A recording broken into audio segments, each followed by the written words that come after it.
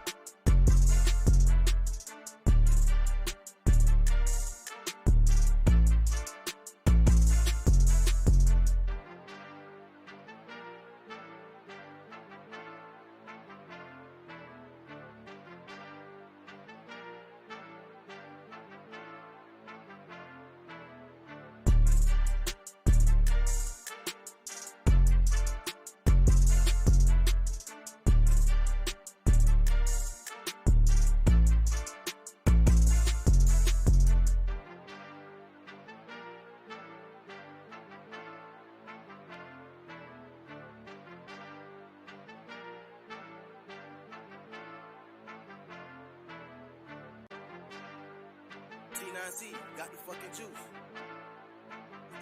Silver's the new gold.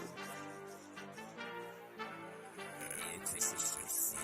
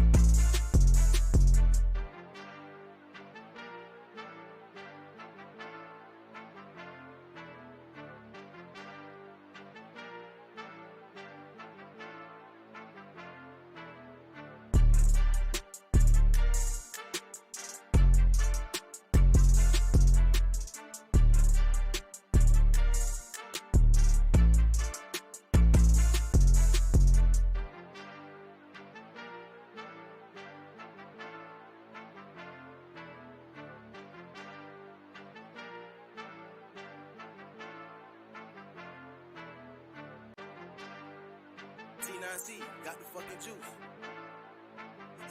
Silver's the new gold. Taste this shit, son.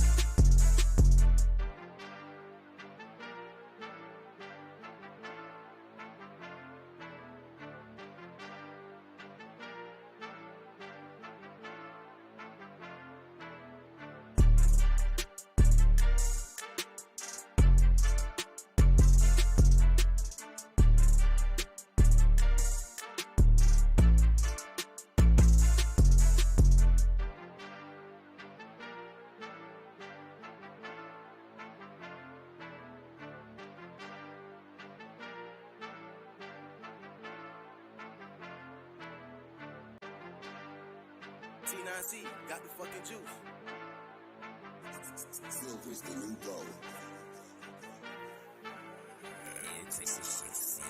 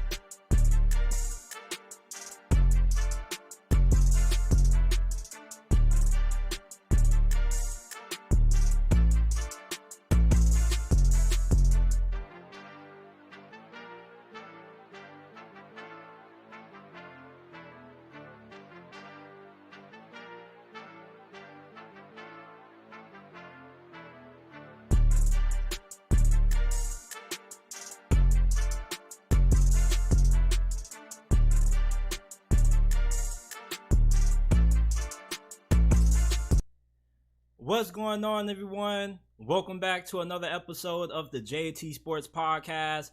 I told you guys that the last episode that we did was the most excited that I ever been for an episode. Well, for some reason, I'm even more excited about this episode than I was the last one, man. The content creativity is at an all-time high right now. We got some really exciting things to talk about. We're going to get a little bit messy, in Brandon Marshall's words, and talk about Derek Carr's recent comments about his breakup with the Las Vegas Raiders. Then I'm going to be giving you guys my top 10 offenses going into the upcoming 2023 NFL season. There's a popular debate going around on Twitter. Who's the better quarterback? Trevor Lawrence, aka Mr. Sunshine, or Justin Herbert? I'm going to be giving my thoughts on that. And then there were some Tennessee Vols fans that were talking really spicy on my recent segment that I did about Tennessee football in the comment section, saying that they can beat Georgia this year. Do you guys think the Vols can beat Georgia and win the SEC East this year? You know we got to get into that. And then lastly, I'm going to be giving you guys my first year expectations for new Auburn head coach Hugh Freeze. How good is Auburn going to be year one with him being the head coach? Before we get into it, if you haven't already, please make sure that you hit that like button and subscribe to the channel if you're new. We go live every day, Monday through Friday, around 5 p.m. Eastern time. We talk NFL, college football. If you are a diehard football fan and you love football and you live, eat, breathe, and sleep football like I do, this is the right place for you. Go ahead, leave the podcast a 5-star review if you enjoy. You can find the audio version of this podcast available on all podcasting platforms. We're not just available on YouTube. You can find us on Apple, Google, Spotify, Amazon, wherever you get your podcast from. You can find the JT Sports Podcast. All you got to do is go to whichever podcasting platform that you like to use. Type in the JT Sports Podcast and it will pop up, or you can go down to the description down below, scroll down a little bit, and there will be direct links to the Apple and Spotify versions of the podcast. Derek Carr had some really interesting comments about his breakup with the Las Vegas Raiders. So on Twitter, I found this tweet. Shout out to Dove. I can't pronounce his full name, but he said, update. quarterback Derek Carr admits he was very upset and mad at the Raiders for benching him late last season. And I quote in Derek Carr's words, I was, for lack of a better term, I was very upset. I was mad. You spend 9 years in a place, you have all the records, and you can go play at a high level, and for something to get in the way, whether it was whatever reason, money related, or whatever injury related, I would have said, I don't even want the money. I just want to play 2 more times in front of our fans. I didn't get that opportunity, so it definitely lit a fire inside of me to keep going. Ladies and gentlemen, that was Derek Carr's comments on how he felt about getting benched for his last 3 games as a Las Vegas Raiders. And listen, I kind of feel where he's coming from. A good amount of people feel like he's being a little bit over dramatic. Some people feel he's being salty about the situation, but Derek Carr had a lot of love for the Raiders, especially the fan base. And this is definitely somebody who did a lot in the community. This is somebody who spent the majority of his career up to this point with the Raiders. And when you spend so much time with one franchise, you kind of grow a strong attachment to them. And how things ended in Las Vegas for Derek Carr were really ugly.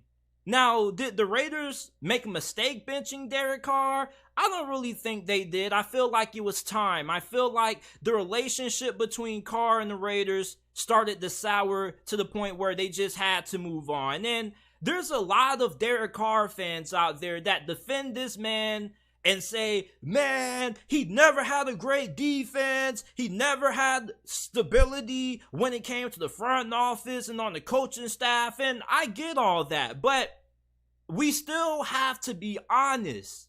Despite all of the instability that Derek Carr has dealt with over the years during his time with the Raiders, he wasn't all that great. People think that he's going to end up becoming the next Matthew Stafford with the New Orleans Saints, and I don't see that happening. Derek Carr and Matthew Stafford were on 2 different levels. When Matthew Stafford was with the Detroit Lions, he was a damn good quarterback. One of the better quarterbacks in the NFL. We just didn't know how good he was because who the hell was watching the Detroit Lions? For Derek Carr, we've seen him in a lot of big games for the Las Vegas Raiders over the years, and his best performances came against the Kansas City Chiefs in 2020. And when you look at Derek Carr, he's a solid quarterback, but he's not a great quarterback. He's a quarterback that needs everything around him to go right. If you don't have all of the right pieces around Derek Carr, he's not good enough to be able to overcompensate for that, such as a guy like Justin Herbert and Patrick Mahomes. Patrick Mahomes was able to overcome not having the greatest group of wide receivers. You also look at Justin Herbert. He was able to get the Chargers to the postseason last year despite having one of the worst rushing attacks in the NFL and being without 4 starters on the offensive line. That's what happens when you have an elite quarterback. When you have an elite quarterback, you don't need a perfect team around those guys for them to be successful. Meanwhile, you look at Derek Carr, he needs everything. Great coaching, great team, great defense.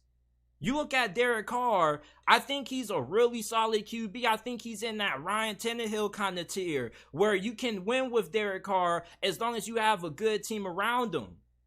But Derek Carr fans make it seem like he was just dealt a completely bad hand during his final season with the Las Vegas Raiders. I get that he had to learn a new system. But Derek Carr, even under the years that he was with John Gruden was frustrated with him at times. It's been well reported. And then you look at how last year went. His final game against the Pittsburgh Steelers, he was awful. And I'm a Steelers fan. And I'm telling you that the Raiders should have won that game. Derek Carr costed the Las Vegas Raiders that game against the Pittsburgh Steelers. I get it's a team sport, but the quarterback position is the most important position in the NFL. They have the biggest influence over the outcome of the game. And when you have your starting quarterback throwing 3 interceptions and getting outplayed by Kenny Pickett, that's a problem. Derek Carr, the Las Vegas Raiders were right to move on from him. Now, do I agree with who they replaced him with? Absolutely not. Going from Derek Carr to Jimmy Garoppolo is a lateral move at best. But I do think that Ryan Tannehill is the kind of tier and kind of quarterback that I compare to Derek Carr. And when you look at Derek Carr, how last season went, he wasn't good at all. I mean, he had a couple of okay games, but he never had any games that made you go, wow, like Derek Carr is one of the best QBs in the game. So for Derek Carr, his recent comments to me, they don't come out as salty or bitter. It just comes out like he's still very hurt about the situation, and understandably so, because he loved the Raiders organization. He loved the fan base.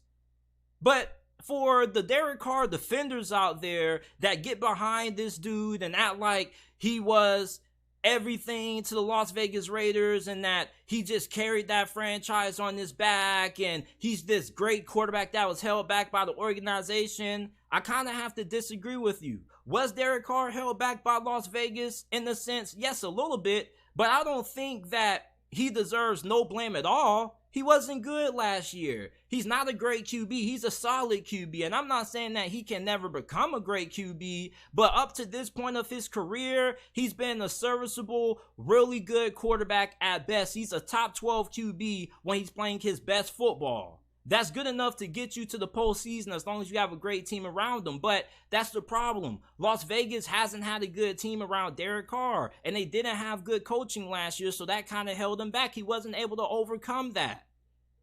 Derek Carr's comments about the Las Vegas Raiders and how that situation played out is kind of what I expect for somebody who spent pretty much his whole entire career up to this point with one franchise. Of course, there's going to be a little bitterness. There's going to be a lot of hurt.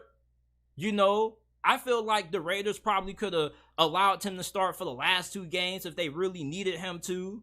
But you look at what Jarrett Stidham did in his first season without Derek Carr, you're like, damn, this dude's lighting up the 49ers and he's a backup. His first game as a starter, he had a better game than anything that Derek Carr put up for the last few weeks up to his benching. Derek Carr's recent comments on the Raiders breakup is what I expect from a player who spent so much time with one franchise. Of course, he's still going to be a little hurt about the situation. I think that this definitely is going to give him a chip on his shoulder going into his first year at the New Orleans Saints. And I think that he's going to do some pretty good things in the NOLA, even though I don't think the Saints are going to be as good as what a lot of people think they will be. I don't think that Derek Carr is going to be any worse than what they've had at QB ever since Drew Brees retired. Jameis Winston had a pretty good stretch when he was with Sean Payton before he went down.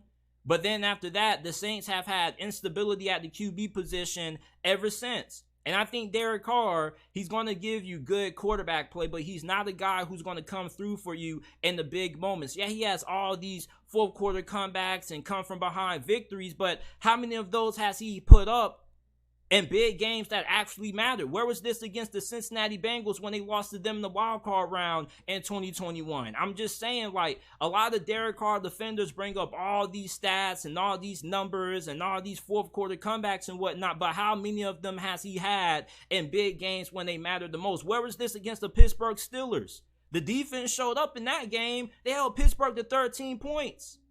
I'm just saying, man, Derek Carr, he has a pretty good team around him in New Orleans. You got Chris Olave, Michael Thomas for the few games that he's going to be able to stay healthy. You're going to have a pretty serviceable offensive line. But let's just stop the narrative that Derek Carr just was set up to fail with the Raiders. He carried the Raiders on his back, man. Like, Derek Carr defenders have to be a little bit more real.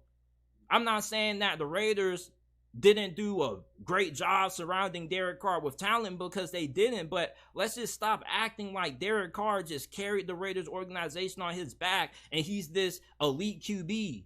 He's a solid QB. He's not elite. Derek Carr, his recent comments with the New Orleans Saints don't really get me riled up. They don't really aggravate me like some other Raiders fans say. They get fed up with hearing Derek Carr continue to take shots at their organization. They just want him to move on. But I mean, the dude's hurt, man. He's still trying to heal. Let the man heal. Let him vent about the situation. I have no problem with these comments. This is what I expect from somebody who's still hurt over a situation where he's been for franchise for a very long time and they decided to move on from him. I want to talk about my top 10 offenses going into the 2023 NFL season, man. Now, let me give you guys my criteria for this thing before we start. And please don't skip, because when you skip, you end up missing my criteria and my explanation for why I have teams ranked as where they are. My criteria isn't solely based on talent. It's also about coaching, and it's also about how good your offense is in total. I don't care if you just have a great receiving core. You need to have a great, complete offense. Your offensive line needs to be good. Your quarterback needs to be good. Your coaching needs to be good. And your receivers need to be good to be on this list. So if you don't have neither one of those things, 9 times out of 10, if you only have one of those things, you're not going to be on this list. And I have these ranked in order from worst to best, even though if you're on this list, you're not considered bad. It's just that I have these labeled in terms of how good I feel each offense is going to be. So if I have a certain offense over one team, it's because I feel that team's going to have a better offense than them. So this is in order from the teams that I feel is going to have the best to the number one offense in the NFL. So I just had to clear up those things so we don't have any misconceptions in the comment section, but we probably are anyway, because a lot of you guys don't really care about it anyway. If your team's not on here, you're going to get mad. But at number 10, I got the Jacksonville Jaguars. The Jaguars are going to have a really solid offense this year. The offensive line has some question marks. You did lose Jawan Taylor. Your left tackle is going to miss a couple of games, but I think for the most part, Jacksonville's offensive line should be pretty fine. You got Trevor Lawrence, who many people expect to be in the MVP conversation this year. Doug Peterson is one of the best offensive minds in the game. You're going to have Calvin Ridley, who served a suspension last year. You traded for him at the deadline. You're going to be pairing him up with Christian Kirk, who had a really productive season for the Jags last year. You got Travis Etienne in the backfield. You drafted Tank Bigsby out of Auburn, who I think could be pretty solid if given some carries. Evan Ingram had probably the best season of his whole entire NFL career with Jacksonville in 2022. Jacksonville's offense is going to be really good this year. I have them at number 10. Coming in after them at number 9, we got the LA Chargers. Now, the Chargers almost didn't make this list. Just keeping it a beam with y'all. But I really like the hiring of offensive coordinator Kellen Moore. I feel like he was scapegoated out of Dallas. I feel like many Cowboy fans try to put all of the Cowboys' offensive issues on Kellen Moore, and he did have some bone-scratching decisions at times, but I think for the most part, this dude is a really good offensive coordinator, and something that he specializes in is getting the most out of the deep passing game. And that's something that the LA Chargers haven't allowed Justin Herbert to do, which is throw the football downfield. Their previous offensive coordinator held Justin Herbert back with his conservative old school offense. Didn't really allow Justin Herbert too many opportunities to just let it rip downfield. Kellen Moore is going to do that. They have a very fantastic group of receivers. You drafted Quentin Johnston in the first round out of TCU. This guy is going to be a stud playing with Justin Herbert. I feel like this was the best place for him. You got Keenan Allen, Mike Williams, and although Keenan Allen, he may not be what he used to be because he struggles to stay healthy, but when he's on the field, I still feel he's one of the best slot receivers in the game. Mike Williams is probably the best receiver in the NFL when it comes to making OMG catches. I mean, this dude just catches everything that gets thrown his way, and this offensive line struggled last year because they had to deal with a good amount of injuries. There was a time late last year where I believe they were down 3 to 4 starters on the offensive line at one point. So I believe with the offensive line coming back fully healthy, you got Kellen Moore as your new OC. This offense is going to be really good this year. This is going to be a top 10 offense. You also should have way more success running the football this year. Austin Eckler didn't really have a lot of daylight when he had opportunities to carry the rock because the offensive line wasn't good, and you just had an offensive coordinator that just wasn't all that great at being able to modernize this offense. I got the Chargers in at number 9. Next up, we got San Francisco. Some of you guys, if you're a 49ers fan, you're probably going to be really irritated. You're going to be like, man, JT, we should be a lot higher than number 8. We got Brandon Ayuk, George Kittle, Deebo Samuel, a really good offensive line. We have one of the best play callers in the game, and Kyle Shanahan, and you're right. But the reason why I got you a little bit lower is because you got Brock Purdy as your QB. Now, I'm not saying that I don't believe in Brock Purdy, because I do. You guys can go back and check all the videos that we've done on this podcast. I've been going for Brock Purdy, rooting for this man really hard. It's just that compared to the other offenses on this list, Brock Purdy is probably the worst QB on here, but that doesn't mean that I think he's going to be bad. I think that he did a really good job when he had to come in on a short-term notice. He was the best rookie quarterback in the NFL last year, no debate about it. And going into this year, I expect him to be the starting quarterback, and I think that the 49ers should still be able to pick up from where they left off last season, even though there are concerns about how Brock Purdy's going to be coming off that elbow injury that he suffered. But this 49ers offense, they got a lot of talent. You traded for CMC. He's the best running back in the NFL. We saw the big impact that he had on this offense last year. For everybody that says the running back position is starting to go extinct, it doesn't really have a big impact on the game, ask yourself this question. Would the 49ers offense be as good as what it was last year if they didn't have CMC? Would they have made it as far as what they did if they didn't trade for Christian McCaffrey? I don't think they make it to the NFC Conference Championship game if they don't trade for a Christian McCaffrey. He's really good catching the ball out of the backfield. He's really explosive with the ball in his hands. And then you got a really good backup behind him in Elijah Mitchell, who people seem to forget about at times. But the 49ers got a really talented offense. Brock Purdy is just a little bit of the reason why I have them a little bit low on here. Now, if Brock Purdy ends up performing at an even better level than what he did last year, then come next year around this time when I do my top 10 offenses, they will be a lot higher. But for right now, I have them at number 8. The Detroit Lions come in at number 7. You have one of the best offensive coordinators in the game, and Ben Johnson, who probably is serving his final year in Detroit as the Lions offensive coordinator. I expect this man to end up getting a head coaching job come the end of last year. I think that Ben Johnson is a fantastic football coach. The way that he's able to get the most out of the players on his team, and he does a really good job at maximizing his personnel. And then they drafted Jahmyr Gibbs. Jahmyr Gibbs isn't just a running back. There are people who were scratching their head about the Lions' decision to take Jahmyr Gibbs. He's not just the RB, people. Jahmyr Gibbs is a weapon. The Detroit Lions have been lining this man up during minicamp and OTAs at receiver. Jahmyr Gibbs can do everything for Detroit. He's explosive. He's a home run threat. You can line him up out wide. You can line him up in the slot. He's going to be an incredible yak threat.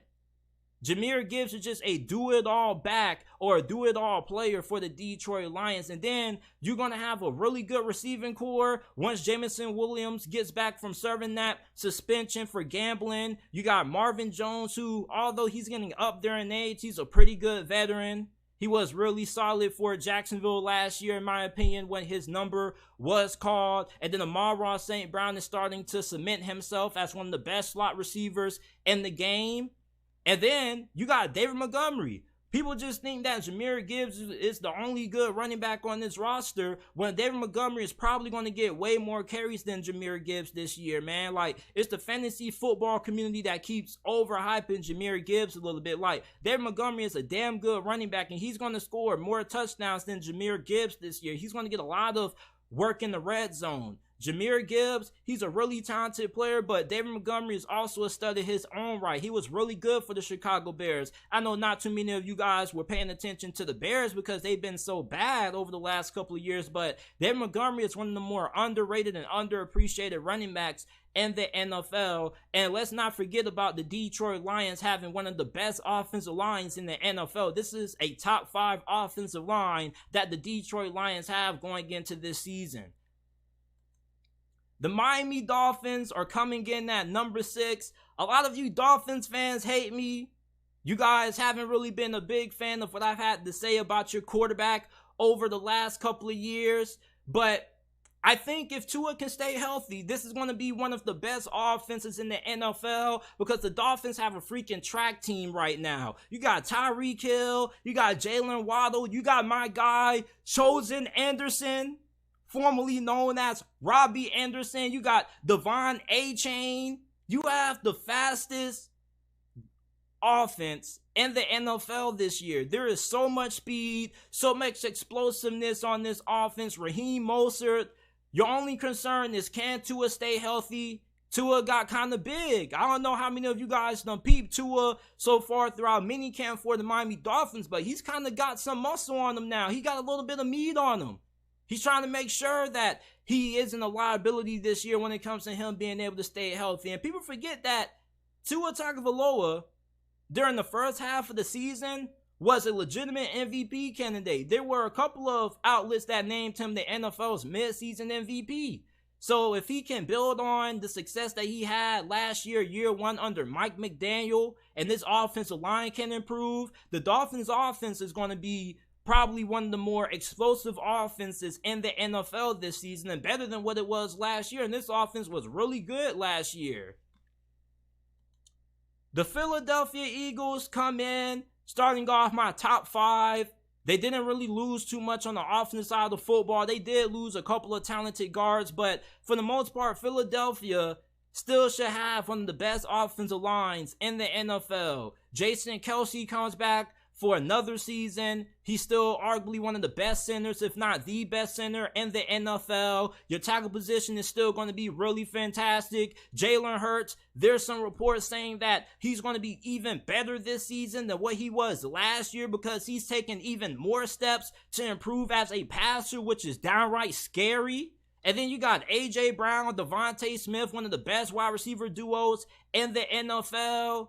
This Philadelphia Eagles offense is stacked. You did lose Miles Sanders, but I think you upgraded in trading for DeAndre Swift. I think DeAndre Swift brings more to the offense than what Miles Sanders does because DeAndre Swift is able to catch passes out of the backfield. I believe he has better hands than what Miles Sanders did. Plus, you can move him a little bit around on the offense. And if DeAndre Swift can stay healthy, he's going to be one of the more underrated additions of this offseason. And then you got Chris Carson, who is a pretty productive back when he can stay healthy. Keyword, when he can stay healthy. This dude is the definition of injury prone, but the Philadelphia Eagles offense shouldn't drop off from how good they were last year. They did lose Shane Steichen, who was their OC. He's now the head coach of Indianapolis, but I think with them bringing back the main core of their offense, this offense should still be amongst the best in the NFL this year. Now, this is going to start to ruffle some feathers, people. The Cincinnati Bengals come in at number 4 for me. They finally have addressed the offensive line. Well, they tried to address the offensive line last year, but some of the guys they signed got injured. Guys like Lowell Collins didn't work out. They spent a lot of money to get Orlando Brown. Orlando Brown is one of the best left tackles in the game. We don't know who's going to be starting at right tackle for Cincinnati. It's either going to be Jonah Williams or La'el Collins. I guess we have to wait and see on that. But the interior of their offensive line should be really good. They had a handful of guys who ended up getting injured late in the season, and they weren't available in the postseason. And the only thing that is holding Joe Burrow back from winning a Super Bowl is the fact that he hasn't had an elite offensive line. If you want to win a Super Bowl in today's NFL, you got to have a good offensive line. Outside of the Bengals, the other 3 teams that were in the conference championship game, Kansas City, Philadelphia, and San Francisco, what did they all have in common that Cincinnati didn't have? A good offensive line. If you can't win up front, it doesn't matter how good your receivers are. Cincinnati, I think they have finally solved their issues on the offensive line. You couple that with the fact that you got my guy, the best quarterback in the NFL, not named Patrick Mahomes. You got the best receiving core in the NFL, Tyler Boyd, Jamar Chase, T. Higgins.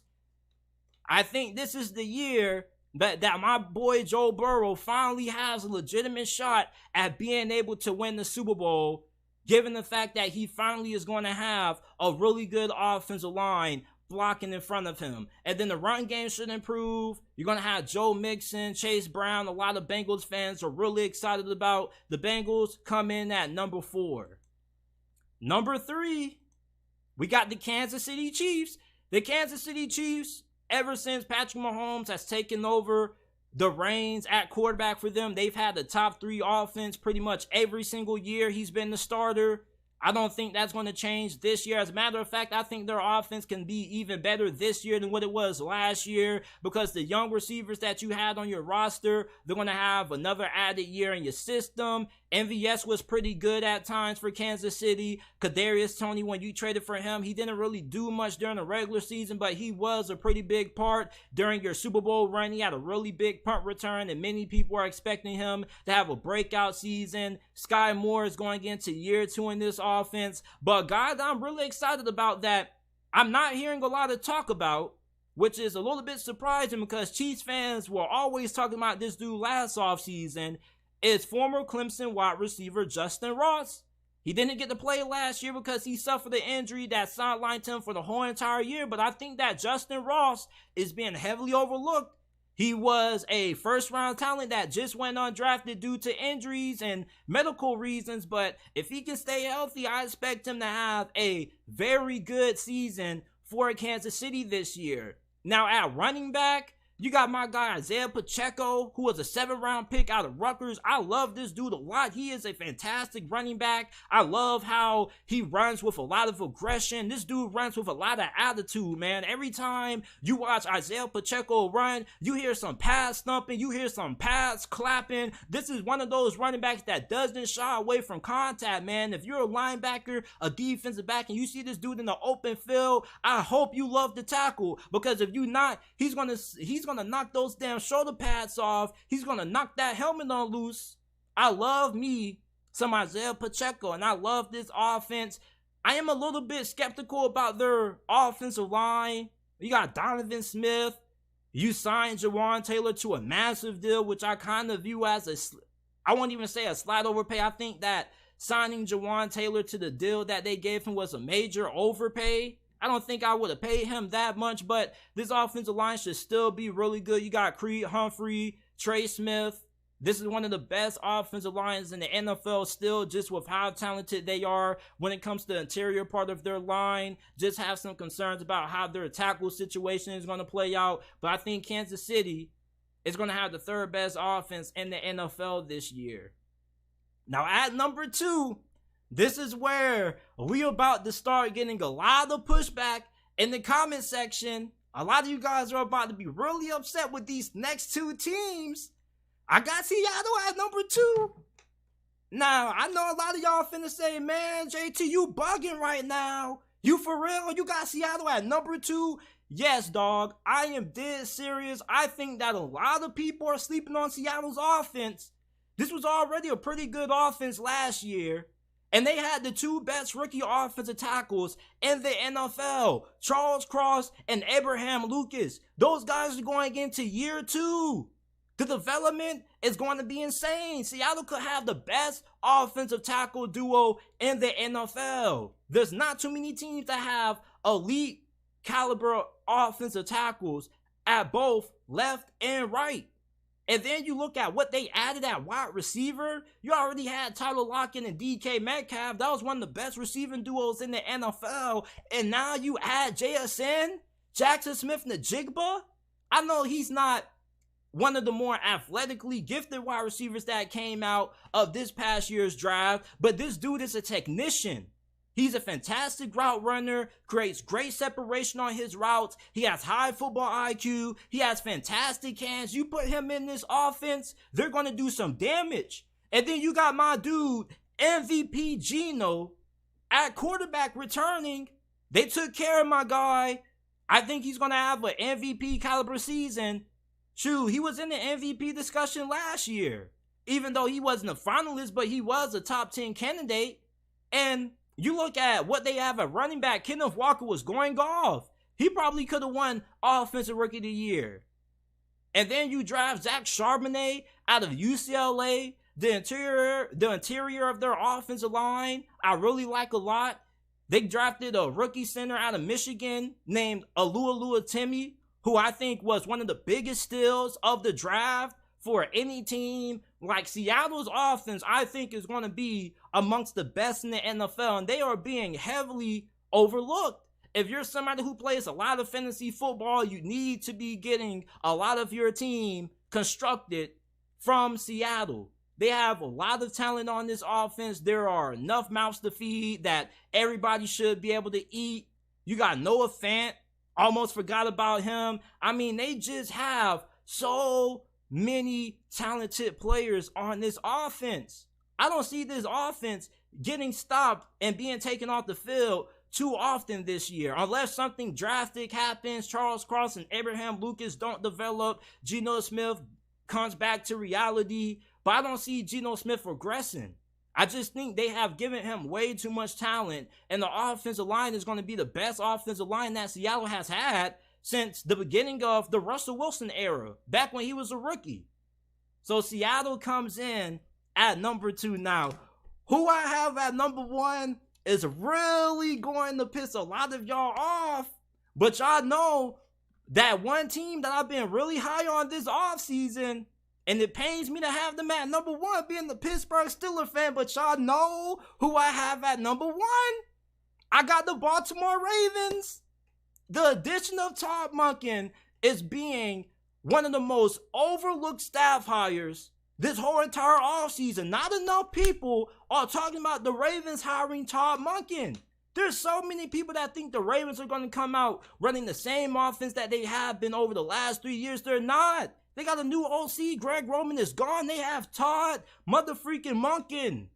This dude, everywhere he's gone, he has produced efficient, potent passing attacks. The Ravens improved their wide receiving core. OBJ, Zay Flowers. You're going to have Rashad Bateman, who should be fully healthy this year. You got Mark Andrews. And I know a lot of people may not be overexcited about the addition of OBJ, but OBJ is easily, without a doubt, the best receiver, the most talented wide receiver that the Baltimore Ravens have had in a very long time. I can't recall the last time Baltimore had a receiver that was as good as OBJ. And even if you think that Odell was washed up, he's still better than anything the Ravens have had in the last decade. The last time the Ravens had a receiver that was as good as Odell Beckham Jr., it was Steve Smith.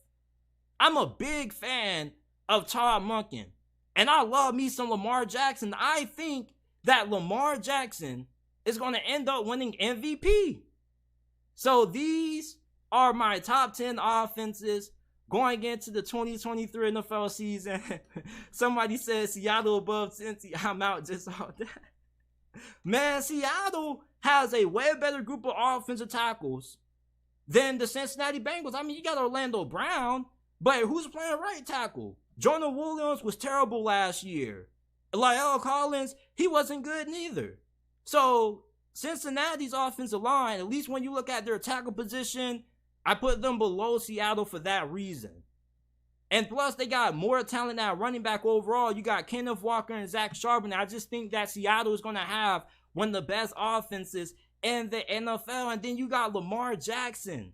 I think he's going to end up winning MVP this year. He's probably my front runner right now to win the MVP award this year. But these are my top 10 offenses going into the 2023 NFL season. Leave your comments down in the comment section down below.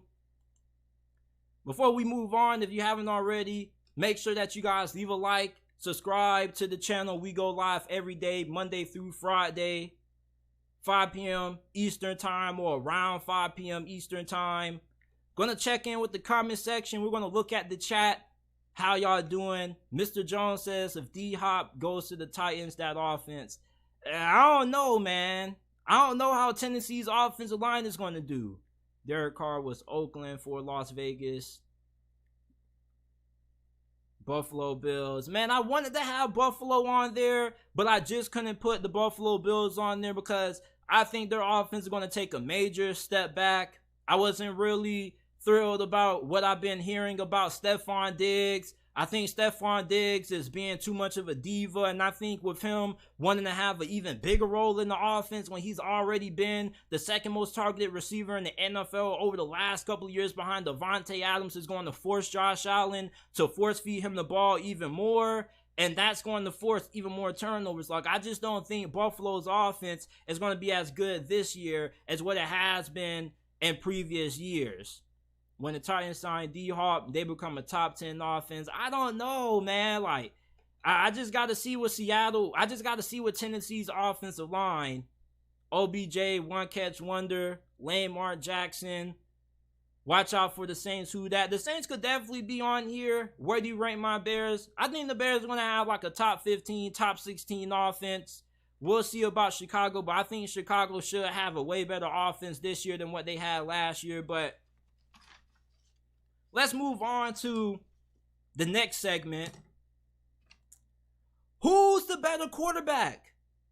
Trevor Sunshine Lawrence or Justin the Robot Herbert? Now, this has been a really popular debate that I've been seeing floating around on Twitter. A lot of people are picking Justin Herbert. I asked you guys earlier today, who do you guys think was better? And 59% of you guys said Justin Herbert was better than Trevor Lawrence. 41% of you guys picked T-Law over Justin. What are my thoughts on this debate? And I'm going to be honest with y'all, like, I'm really stuck in between the middle. But I'm probably still going to have to go Justin Herbert just because he has more body of work compared to Trevor Lawrence. Trevor Lawrence has only been in the league for going on 3 years now? And last year was his first great season. You look at Justin Herbert. Justin Herbert has been a top 10, top 5 QB ever since he has taken over the reins as the starting quarterback for the LA Chargers. And I get that Trevor Lawrence beat the Chargers and outplayed Justin Herbert the last 2 times they matched up against each other last year. And if we were going off solely what they did last year, I would pick Trevor Lawrence. But if we're going off who's the better quarterback right now, I have to go with the guy who has a better overall body of work. And you look at what Justin Herbert did last year for the LA Chargers. They didn't have great coaching. Mike Williams, Keenan Allen missed time. They were down 4 starters on the offensive line at one point. They had arguably one of the worst rushing attacks in the NFL last year. Justin Herbert carried the LA Chargers on his back last year. Now, I'm not trying to make excuses for Justin Herbert. I'm just saying that I normally favor somebody who does a little bit more with less. Now, Trevor Lawrence, I think that he's a more talented quarterback than Justin Herbert. I think that he's a little bit of a better runner than Justin Herbert, even though Justin Herbert, surprisingly enough, runs a faster 40 time than T-Law. When you watch Trevor Lawrence play, this dude is really slippery. And you don't really see somebody at his size be that athletic when they decide to run the football. But I think that Justin Herbert is really athletic, but I think that Trevor Lawrence is better throwing on the run than what Justin Herbert is. And I look at Trevor Lawrence, I definitely think this season he's going to end up cementing himself as a top 3 quarterback in the NFL. But for right now, I got to go with my boy Sunshine behind Justin Herbert. I think Justin Herbert just right now, he just has a little bit of a better resume than Trevor Lawrence. I need to see Trevor Lawrence be able to sustain his success for a lot longer. And plus, even based on last year, he was really inconsistent and a very streaky player at times. Justin Herbert was way more consistent than what Trevor Lawrence was. And before you Jags fans come at me sideways, yes, I did watch every single Jaguars game. I had no choice to because I live in Jacksonville, so I get forced to watch the local Jaguar games, whether I want to or not. And I did watch every single game that he played. And Trevor Lawrence had some really good games. He balled out against the Cowboys. He balled out the first time they played the Tennessee Titans. He had a great game against the Ravens and the Chargers the 2 times they played. Some people say that he's the best second half quarterback in the NFL behind Patrick Mahomes. And I think that you have a very good argument for that. But he had some really inconsistent performances against the Detroit Lions, the Houston Texans early last year, and their last game against the Tennessee Titans, he struggled. Although they won that game, it wasn't the best performance that we've seen out of Trevor Lawrence last season. And when you look at Justin Herbert was rock solid good last year for the LA Chargers. So I think that Justin Herbert, right now, he's the more consistent player.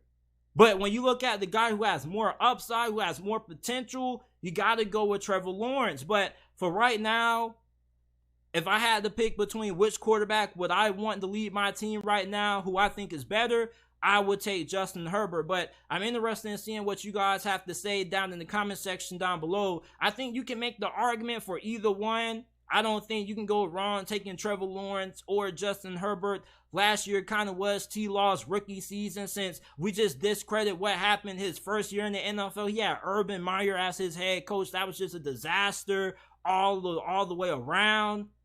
But I think Trevor Lawrence could end up being better than Justin Herbert this year. But for right now, I just got to go with my guy Justin Herbert, just because he has a way more proven resume than what Trevor Lawrence has. And yeah, I know that Justin Herbert doesn't have the playoff success that you expect for a guy who is expected to be an elite QB. There's a lot of people who consider Justin Herbert to be overrated. I don't think he's overrated because, you know, the Chargers blew that big lead to the Jaguars in the postseason. I think there's a lot of reasons for why the Chargers blew that lead. Bad coaching, conservative play calling. I do think that Justin Herbert does deserve blame for that, but I don't think one loss in the postseason should just discredit Justin Herbert's overall body of work. We know that Justin Herbert, ever since he's came into the NFL, he's overexceeded expectations, and he's been one of the best QBs in the NFL.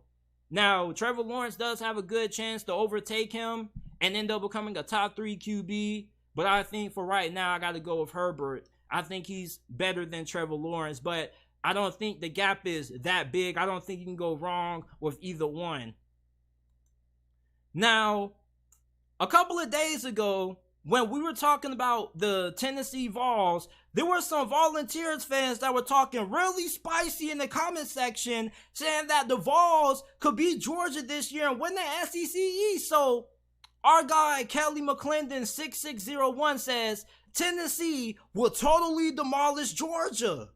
Those are some really spicy words. Some really spicy words coming from Vols fans, man. And there was another Vols fan that gave us the blessing of typing us a bibliography of why Tennessee is going to be able to overtake Georgia for the SEC East this year. So go ahead, get you something to drink, get you something to eat while we read this long essay for why Tennessee's going to overtake Georgia. So shout out to my guy G White 7136.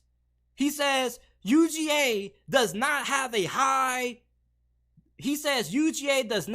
an offensive system. It will be all new. And bro, look how easily the 14th ranked passing offense of OSU lit them up. This was a team that Michigan blew out and Penn State nearly beat. Respect to UGA, but 4-point wins over Mizzou, 10-point wins over UK, Kent State on UGA in Athens. UGA, 100 yards rushing against Sanford.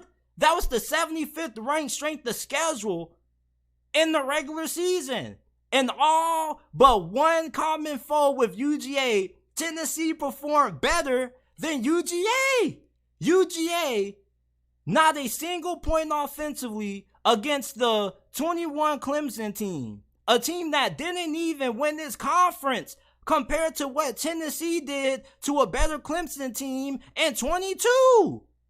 I think UGA is a benefactor of being the deepest team after coming out of a pandemic that saw most every other team lose more players with opt-outs compared to UGA. And with all those other breaks in luck, they are a good team. But statistically, they don't match up offensively with the winner of the last 10 naughty winners before them. Mike Bobo and Beck versus Monken and Stetson Bennett, I think UGA and the football world is about to be shocked at the drop-off at UGA without Stetson Bennett. No elite QB and 3 offensive players drafted in the 24 draft over the last 2 drafts that weren't tackles. If UGA played Tennessee at a neutral site and earlier, they would have lost, in my opinion. And LSU and Bama could have beaten them as well. You think UGA could have put 52 on Bama? That is the most any team in 114 years ever put on the Saban team. Bama's D was ranked higher than UGA's going into that Tennessee game. I think Tennessee tried really, really hard against Georgia. LOL. Great stuff, man. Love your show and look forward to more content. So I had a hard time reading that bibliography, but shout out to my guy for typing that in. But let's just be honest, man. Georgia is probably going to beat Tennessee this year. And I love Tennessee, but Tennessee isn't where they need to be able to beat Georgia in terms of what they have up front. And even though Tennessee does have a really good offensive line, their defensive line should be pretty good this year. Georgia's defensive line is on a different level. I don't think no team in college football right now has the kind of talent that Georgia has up front. Georgia doesn't have football players on the offensive line and the defensive line, people. They have X-Men. They have mutants on the offensive line. Where do you find Jalen Carter and Jordan Davis at? Where do you find 300 plus D tackles that can run a 4.8 or faster? I don't think that when you look at Tennessee right now, they have the big boys up front to be able to slow down Georgia in the trenches. When you look at Tennessee, you saw how last year's game went. They got body bagged. They were not able to give Hendon Hooker any time to throw. They were throwing around Hendon Hooker like he was a rag doll. I don't think that Tennessee is going to be able to beat Georgia this year, although they are playing Georgia at home this year versus having to go on the roads and play them at Athens. That's a whole different animal. And I do think that Tennessee will be able to give Georgia a pretty tough game, but I don't think that Tennessee going into this year has enough horsepower to be able to stop the behemoth that is Georgia. Now, they could keep it close, and I do think that this year's game will be a lot closer than what it was last year, but I think that Tennessee realistically is at least 1 or 2 more years behind catching up to Georgia. I don't think that Tennessee is going to be able to win the SEC East over Georgia this year. And I get the whole schedule argument, but let's not act like Georgia played nobodies all last season. Didn't they blow out Oregon? Every time Georgia played a good team, they took them to the woodshed outside of playing Ohio State. And that Ohio State game was the best team that they played all season. When you were looking at that game on paper, Ohio State realistically was going to be the only team that was going to be able to have a shot at giving Georgia some problems on defense. Georgia had the best secondary in college football last year. You know who had the best receiving corps in college football last year? Ohio State, led by that man, Sir Timothy Marvin Harrison Jr. Then you had Emeka Ibuka, Julian Fleming. You had C.J. Stroud, who was the second pick of this past year's NFL draft. Like, when you look at quarterbacks who have had good games against Kirby Smart's defenses, all of them have had great receivers around them and good offensive line play, and that's what Ohio State had. That's why Ohio State was able to challenge Georgia and then nearly beat them. But he also kind of left out how they dragged Tennessee. Like, he just kind of scoffed over it. But, I mean, they dragged Tennessee through the mud. And I don't think that Tennessee had an out-of-conference opponent last year that was as good as what Oregon was. I think their best out-of-conference opponent was who? Pitt? Which, respect to Pitt, but Pitt was nowhere as good as what Oregon was. Like, it's crazy how people like to criticize Georgia's schedule last year like they didn't blow out Oregon in their first game of the regular season. And then they destroyed TCU in the national championship. I mean, like, he made some okay points, but, love to him, but I don't think Tennessee right now is going to be able to beat Georgia this year. I just don't think they have enough. I do think they can keep it close with them playing at home, but I just think that the SEC East is Georgia's to lose for the foreseeable future. What are your first year expectations for Hugh Freeze? So earlier today, I asked you guys, how many games do you think Hugh Freeze is going to win year one at Auburn? And 47% of you guys said 8 to 9, and 33% of you guys said 6 to 7. Now, I was really surprised that the majority of you all had Auburn winning 8 to 9 games. And at first, before I started digging in and doing my research, I was thinking that Auburn was going to be lucky enough to make it to a bowl game. But digging into what Hugh Freeze has done this offseason for Auburn, he has really overhauled this roster. Now, he hasn't gone to the lengths that Deion Sanders has, but this team is way better going into 2023 than it was going into 2022. Last year, their offensive line wasn't good. They didn't really have good receivers. The quarterback play wasn't good, and the defense was abysmal. Well, Hugh Freeze brought in, according to 247 Sports, the third best transfer portal class, and he got some real good players out of the transfer portal. You got Peyton Thorne, former quarterback for Michigan State. Yeah, I know that he may not excite anybody, but he's good enough to get the job done. You're going to have somebody that's going to come in with veteran experience. You're going to have a QB that's played in big games, and a quarterback that's been pretty productive during his time playing in the second best conference in college football in the Big Ten. So if he ends up starting over Robbie Ashford, I think that your quarterback position is going to be pretty good. And even if you start Robbie Ashford, I think that you can't go wrong with either one, because Hugh Freeze is really good at getting the most out of quarterbacks that are in his system. He got Malik Willis to the NFL. And when you look at some other key players that they got in the transfer portal outside of quarterback Peyton Thorne, some of my favorites are cornerback or wide receiver, Shane Hooks out of Jackson State. He had 10 touchdowns last year for Deion Sanders. I think that he's going to be one of the more impactful transfers, not just for Auburn, but out of all of the other schools in the SEC. You got a really athletically gifted tight end in Rivaldo Fairweather out of FIU. This guy is a behemoth of a tight end. He is a phenomenal athlete. He reminds me a lot of Vernon Davis. For all of my college football fans out there who keep up with the NFL, Vernon Davis was a really athletic tight end for the San Francisco 49ers. He reminds me a lot of like him.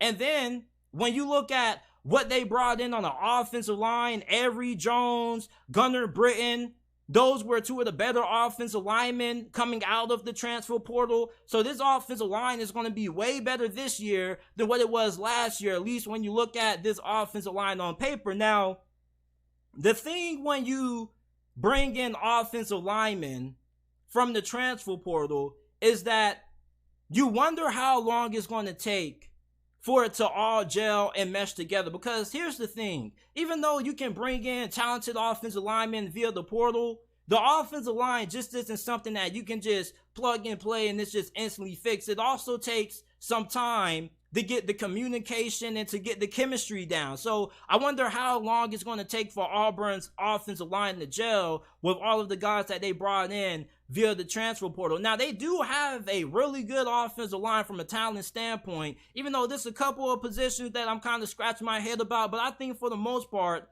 this should be a pretty solid offensive line. And when you look at some of their key returning players, you have your leading wide receiver from last year and Javarius Johnson, who comes back. You got running back Jarquez Hunter, who I think is going to end up being one of the better running backs in the SEC this year. This is going to be a really good offense. Now, your defense, I don't think your defense can be any worse than what it was last year. I know a lot of people say, JT, don't say that because things can always be a lot worse. Like, did you not see Auburn's defense last year? I mean, they could not stop a nosebleed when it came to the run game. So what did they do to beef up that run game? Well, they got a lot of good big boys up front. And I think the talent that they have in the secondary is going to be really key. I think that they have one of the better secondaries in the SEC. And then You have a lot of guys who are experienced, a lot of guys who have a lot of starts underneath their belt. So I think Auburn overall has a really good team. And initially, I had them winning 6 games, but I think there's a really high chance that they could win 8 games this year. You look at their schedule, they have 4 guaranteed wins. They start the season off playing against UMass. Then you got to go on the road to play Cal. Then you play Stanford. So you should be 3-0 before you enter your first game of conference play, going on the road to play Texas A&M. Now, I don't know if Auburn is going to be able to beat Texas A&M this year. I'm a lot higher on Texas A&M than most people. I think they're going to end up winning 10 games, but they definitely could win that game. They have to play on the road. Hugh Freeze is really good at getting his teams prepared for big games. Then you got to play Georgia at home. Georgia is just a way different animal this year. Even though I think that Auburn probably could keep it close for the first couple of quarters, I think that Georgia probably wins. Then you got a bye week, and then you got to go on the road to Death Valley, and this is where you get into the meat and potatoes of your conference schedule. Winning at LSU is really hard to do, but I do think that there's a good chance that Auburn could pull off the upset. As a matter of fact, out of all the games I think Auburn has a chance at winning that they probably won't be favored in, I think LSU is probably going to be their best chance at pulling off an upset. I don't think LSU is going to be as good as what a lot of people think they will be. I think they had a really good year 1 under Brian Kelly where they shocked all of us, but I still think there's a good amount of work to be done. And then you got to play Ole Miss. Ole Miss, that game could go either way. That could be a toss-up. You got Mississippi State. Then you got to go on the road and play Vandy. Then you got to play Arkansas. Then you got New Mexico State before you gear up for the Iron Bowl, which you host at home against Alabama. So my floor for Auburn this year is 6 wins. And my ceiling for Auburn, if everything goes right and this offensive line can gel early right out the gate, I have them winning 9 games. That's my ceiling. So my best case scenario is 9 wins. My worst case scenario is 6 wins. If I had to give you an overall record prediction, I say that they probably can win 7 to 8 games this year. I'll probably lean more towards 7 than I will 8, but that's my prediction for Auburn. I think that Hugh Freeze is going to have a really successful first year as the head coach of Auburn. Brian Harsons, the thing just never really worked out. People in the program seemed like they weren't really big fans of him.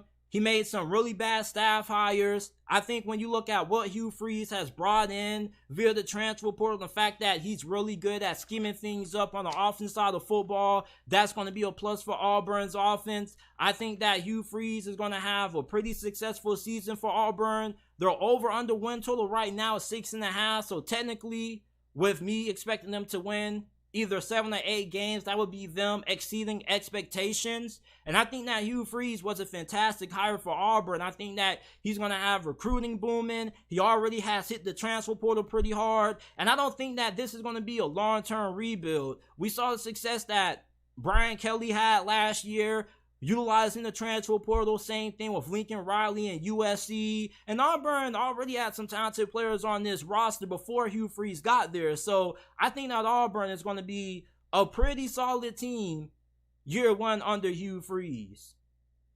This is it for this episode of the JT Sports Podcast. If you haven't already, make sure that you go ahead, leave a like on the video, and subscribe to the channel. We go live every day around 5 p.m. Eastern Time. My guy, Mr. Jones, says we hung in there with UGA in Athens 27-13 this year. We have Nayland, Insanely Loud, and the unknown QB coming in there. My guy, Film Is Art, says I'm late to the party, but the fact that you got Dallas not as a top 10 offense is laughable. Much love, though. Everybody liked the video. I'm just not a believer in Mike McCarthy, man. Like, I think Dallas can have a good offense, but I don't think the offense is going to be as explosive as what it was the previous couple of years, even though you did get better. But I don't think we're going to see Dak Prescott taking as many deep shots downfield. I think he's going to be a little bit better with the decision making. I just think that there's a lot of teams that I have on this list that are going to be better than what Dallas would. Make my honorable mention. Mr. Jones says Nayland's going to be so loud when Georgia comes in this season, and Heupel will have that offense clicking and get Georgia on his heels early. UGA does play a weak schedule. Oregon was week 1.